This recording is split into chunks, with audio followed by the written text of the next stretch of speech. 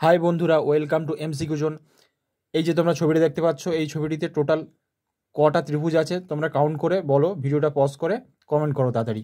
দেখো এখানে প্রথমে আমরা গুনবো। এখানে হচ্ছে একটা ত্রিভুজ, দুটো, তিনটে, ঠিক আছে, তিনটে, চারটে, পাঁচটা, এখানে বড় একটা ত্রিভুজ, ছটা, ঠিক আছে, ছটা ত্রিভুজ। এখানে দেখো সাতটা,